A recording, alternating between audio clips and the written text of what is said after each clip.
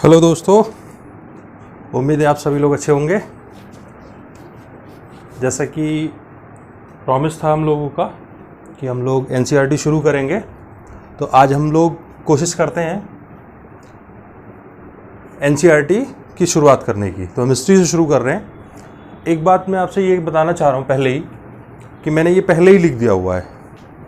उसकी वजह ये है कि अगर मान लीजिए मैं इसे लिखूँगा तो ये वीडियो लंबा होगा, तो बेहतर ये है कि हम 10 मिनट में 15 मिनट में एनसीईआरटी की लगभग हर क्लास का कोशिश करेंगे कि एक चैप्टर 10 मिनट 15 मिनट में ख़त्म करने की कोशिश करें और सब कुछ उसमें समेटना भी हमें, इसलिए मैंने पहले लिखने की कोशिश की है। बाकी आप लोग फीडबैक देना कैसा है क्या है।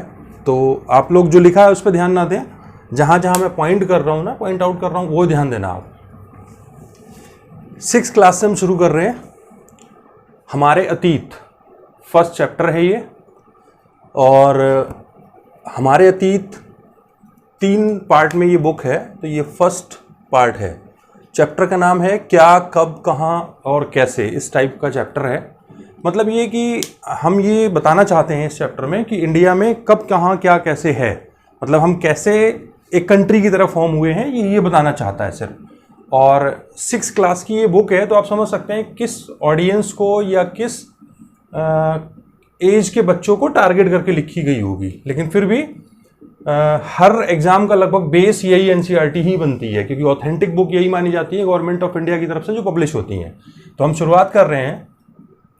देखो, इंडिया में अगर हम बहुत पहले चलें तो भारत में सिंधु नदी जो है, जो भारत पाकिस्तान के बॉर्डर पे कह सकते हो आप, कुछ हिस्सा इधर भी है उधर भी है। सिंधु और इसकी सहायक नदियाँ, यानी कि जो ट्रिब्यूटरीज हैं इसमें आके मिलती हैं, वो लगभग 4700 BC, यानी कि अगर हम आज से जोड़ें तो आज से आप इसमें 2000 साल और जोड़ लीजिए, 2020 साल, तो लगभग 4700 BC के आसपास सिंधु और उसकी सहायक नदियों में नगरों के बनने की शुरुआत हो रही है। आप समझना इस बात को कि कैसे कंट्री हमारा बन रहा है। 4700 BC के आसपास इस एरिया में जो सिंधु और उसकी सहायक नदियां हैं, जो ऊपर वाला आप देखते हो ना, जम्मू कश्मीर वगैरह, ये एरिया। अच्छा, एक बात और भी ध्यान रखना, हम इस टाइम पूरे सब कॉन्टिनेंट को ले रहे हैं, उसमें पाकिस्तान वगैरह भी सब शामिल है। हम पहले से शुरू कर रहे हैं। तो ये सब एरिया 4700 के आसपास बसना शुरू हुआ है, यानी कि यहाँ नगर बनने शुरू हुए हैं। क्लियर? अच्छा, फिर हम गंगा नदी के आसपास का देखते हैं। इसमें यह भी ध्यान रखना कि सिविलाइजेशंस ऊपर से नीचे की तरफ आ रही हैं। ध्यान रखना, गंगा नदी और उसकी सहायक नदियों के आसपास जो नगर वगैरह बनने शुरू हुए हैं, नगर का मतलब आज जैसे नगर नहीं, मतलब ये कह सकते हो आप कि एक जगह आज जैसे नगरों की शुरुआत कह सकते हो। तो वो 2500 BC के आसपास हुई है। अगर आप आज के हिसाब से देखना चाहते हो तो 2020 इसमें और जोड़ सकते हो, तो ये लगभग 4700 के आसपास पहुंचेगा। ठीक है? तो ये वो एरिया है जो भारत में शुरुआत कर रहा है किस चीज की, अर्बनाइजेशन की, या बड़े बड़े सेटलमेंट्स बन रहे हैं, शहर टाइप के बन रहे हैं। उसी में एक है मगध। मगध इंडिया में सबसे बड़ा एम्पायर भी रहा है और बहुत पहले का है ये, इसलिए ये इंपॉर्टेंट है और इसी चैप्टर में उन्होंने डील करने की कोशिश की है। मगध जो है वो गंगा नदी के दक्षिण में रहा है। मगध का मतलब आप समझ रहे हैं, जो आज का बिहार है, ये वो एरिया बता रहा है। मगध गंगा के दक्षिण में, और इसकी जो सहायक नदियां हैं, गंगा की जो सहायक नदियां हैं, इनका क्षेत्र और गंगा का दक्षिण का एरिया, साउथ का एरिया, ये सब मगध पहले कभी कहलाता था। ठीक है? अच्छा, अब एक बात जो यहां इंपॉर्टेंट है वो आप ध्यान रखना कि इंडिया जो हम वर्ड यूज करते हैं ना भारत के लिए, ये इंडिया वर्ड इंडस से बना है। क्लियर? अब ये इंडस जो वर्ड है, ये अगर इसको हम हिंदी में ट्रांसलेट करके देखें तो इसका वर्जन हिंदी में आएगा सिंधु। तो ध्यान रखना, इंडस या जो इंडिया वर्ड निकला है वो सिंधु से निकला है। प्रोनाउंस करने में हर भाषा के लोगों का अलग अलग तरीका होता है। और ये इंडस जो वर्ड आया है, ये किन लोगों ने यूज किया है, तो ध्यान रखना, लगभग 2500 साल पहले, आज से लगभग 2500 साल पहले आप ये कल्पना करके देखो कि जो ईरानी लोग हैं और यूनानी लोग हैं, वो चीज़ों की तलाश में, मतलब बेटर लाइफ की तलाश में वो दुनिया में घूम रहे हैं। तो वो इंडिया आए हैं और इंडिया में नॉर्थ वेस्ट यानी कि उत्तर पश्चिम का जो हिस्सा है हमारा, आज हम अगर आज के हिसाब से देखें तो हम ये कह सकते हैं पाकिस्तान वाला जो एरिया है ना वो, और गुजरात, राजस्थान, इस टाइप का आप कह सकते हो कि ये लोग नॉर्थ वेस्ट में आए थे 2500 साल के आसपास। ईरानी और यूनानी लोग नॉर्थ वेस्ट में आके वहां बस रहे हैं धीरे धीरे, और वो लोग इस सिंधु नदी को, जिसके आसपास से वो निकले हैं, सिंधु नदी को ही वो अपनी भाषा में हिंदोस कह रहे हैं या इंदोस कह रहे हैं। ईरानी अलग कहेंगे, यूनानी अलग कहेंगे, क्योंकि अलग अलग जगह के हैं तो भाषा का बोलने का तरीका भी अलग होगा। तो हिंदोस और इंदोस वर्ड इन्होंने यूज किए हैं इस नदी के लिए।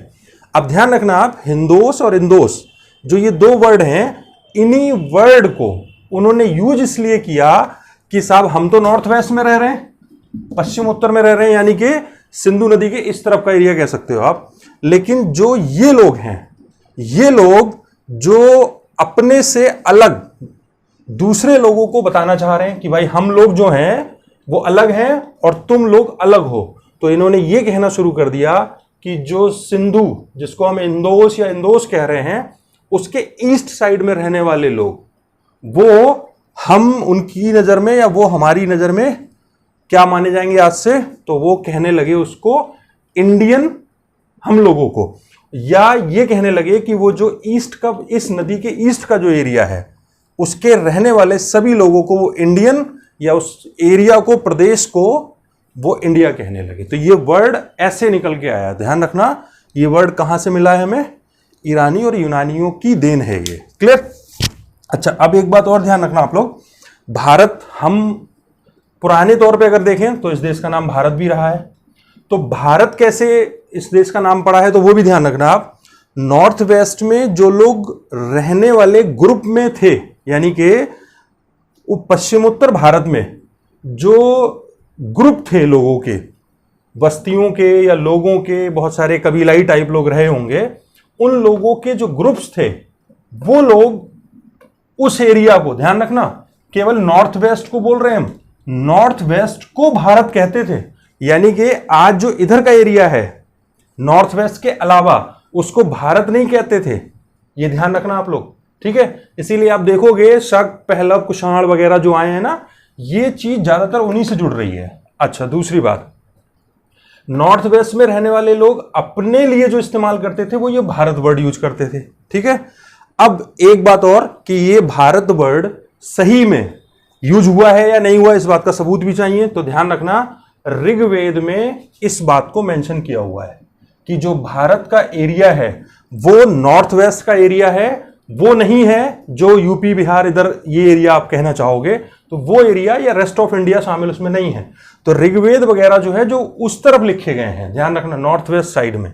क्लियर? और ये लगभग 3500 साल पहले की कहानी है, यानी कि आज से अगर हम देखें तो लगभग 1500 साल पहले की कहानी है ये ऋग्वेद और ये सब जो नाम वगैरह है, ठीक है? ध्यान रखना। अच्छा, ये जो हम डिस्क्राइब कर रहे हैं ना, ये वाला सब पोर्शन, इस टाइम पे भाषा दो तरीके से इस्तेमाल होती थी। आम लोग जो इस्तेमाल करते थे वो प्राकृत भाषा इस्तेमाल करते थे, और जो अमीर या उस टाइम के सो कॉल्ड पढ़े लिखे लोग कह सकते हो आप उनको, वो बड़े लोग कहलाते थे और वो संस्कृत भाषा इस्तेमाल करते थे। यानी कि आम लोग कौन सी भाषा इस्तेमाल करते थे, और जो आम नहीं खास थे वो कौन सी इस्तेमाल करते थे? संस्कृत। क्लियर? अच्छा, यहां पे इस जगह को मैं अभी रोक रहा हूं, आप थोड़ा सा इधर आइए। एक बात ये ध्यान रखना आप, जैसे 2-3 वर्ड आपने देखे होंगे एडी, बीसी, तो ध्यान रखना जो एडी है वो जीसस क्राइस्ट यानी कि ईसा मसीह के बर्थडे या बर्थ ईयर को शो करता है। एडी इसको बोलते हैं एनो डोमिनी, ठीक है? तो ये बर्थ ऑफ क्राइस्ट को बताता है, यानी कि इस साल के बाद जो क्रिश्चियन ईयर शुरू होगा, ईसाइयों का जो ईयर है, साल है, वो शुरू होगा, जिसको हम फॉलो कर रहे हैं आजकल, लगभग पूरे वर्ल्ड में यही फॉलो होता है। ऐसे बीसी यानी कि ये बिफोर क्राइस्ट, यानी कि ईसा मसीह से पहले का जो टाइम है उसको मेंशन कर रहा है बीसी। इसीलिए देखो यहां पे ना ये बिफोर क्राइस्ट को यूज किया गया है। ये आप लोगों को वैसे पता होगा लेकिन मैंने फिर भी बता दिया, ठीक है? अच्छा, एक बात और ध्यान रखना कि साउथ एशिया जिसमें हम हैं वो उपमहाद्वीप क्यों कहलाता है? वजह, सब कॉन्टिनेंट कहते हैं ना, इंडियन सब कॉन्टिनेंट या सब कॉन्टिनेंट, हाँ, तो ये साउथ एशिया को हम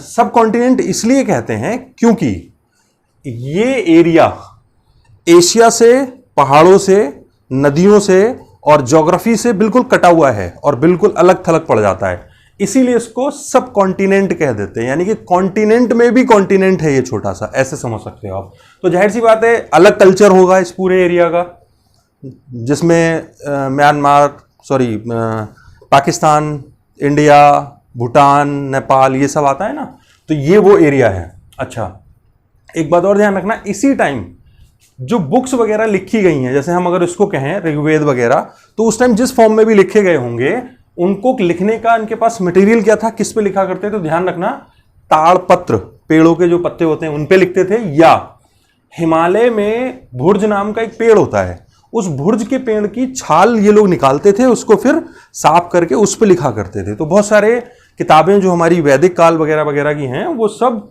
इन्हीं फॉर्म में मिलती हैं। वो अलग बात है कि अब वो कागज की फॉर्म में भी हैं।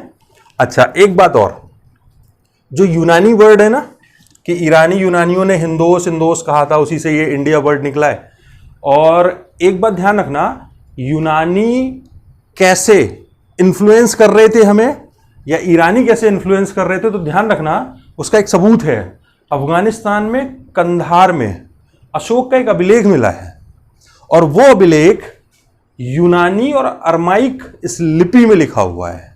ये इस बात का सबूत है कि भारत में ये कितना इन्फ्लुएंस ला चुके थे, कि हमारे यहाँ का कोई राजा वो यूनानी अरमाइक लिपि में भी अपने डॉक्यूमेंट्स या पत्थरों पे जो लिखवाना है उसको वो लिखवा रहा है। क्लियर? ये इस बात का सबूत है। अब देखो आप, जो एग्रीकल्चर की शुरुआत हुई है इंडिया में, वो एग्रीकल्चर की शुरुआत लगभग 6000 BC मानी जाती है, यानी कि आज से 8000 साल पहले लगभग। ये ध्यान रखना है आपको, कृषि की शुरुआत भारत में कब से मानी जाती है, लगभग 6000 BC, या आज से 8000 साल पहले। ऐसे सिंधु सभ्यता, जो इंडस सिविलाइजेशन है, इंडस सिविलाइजेशन के पहले के जो नगर हैं, यानी कि गलत बोल गया मैं, सिंधु सभ्यता के जो नगर हैं, ये थोड़ा सा गलत हो गया, ये प्रथम लिखना चाहिए था, पहला नहीं लिखना चाहिए था, मतलब पहले सिंधु सभ्यता में सबसे पहली बार जो नगर बने हैं, उस बात का सबूत 2700 BC के आसपास का है। यानी कि सिंधु सभ्यता का बसना और पीक पे आना ये 2700 में माना गया है। ठीक है, ध्यान रखना। अच्छा, गंगा घाटी के नगर, या जो मगध, बिहार में जो मगध है, एम्पायर था बहुत बड़ा, तो वो मगध या गंगा घाटी में जो नगर थे, वो सब उनके बसने का टाइम और बनने का टाइम 500 BC के आसपास है। यानी कि मैं ये कहना चाह रहा था कि देखो, जो सिंधु घाटी सभ्यता है उसके नगर बन रहे हैं 2700 BC के आसपास। तो ये जो बीच का गैप आया है ना 2700 के बाद, और फिर 500 में हम उबर पाए हैं, दोबारा नगर बनाने की कंडीशन में आए हैं, तो 2700 से यहां लगभग 2200 साल का फर्क है। इन 2200 साल में इस सिंधु सभ्यता की तबाही की वजह से लोग सब चीज लगभग, मतलब वो सभ्यता ऐसे बर्बाद हुई कि जो नॉलेज थी वो आने वाली पीढ़ियों को नहीं मिल पाई, और वो जो गैप हुआ उसी की वजह से देखो 2200 साल हम लोग बिल्कुल खाली है, ब्लैंक है, कोई नगर वगैरह नहीं है। क्लियर? तो उम्मीद है ये पहला चैप्टर आपको इस किताब का शायद पसंद आया होगा, और ये इंफॉर्मेशन जो मैंने लिखी है एक बार आप लोग दोबारा उसे देखने की कोशिश करना, और आप अपना फीडबैक जरूर देना, जो भी आपको लगे, जिस तरीके से कुछ और इम्प्रूवमेंट चाहते हैं आप, या ये तरीका सही नहीं है या ये तरीका सही है, इसी को कैरी ऑन करना चाहिए। ठीक है, फिर नेक्स्ट चैप्टर हम लोग डिस्कस करते हैं। Have a nice day.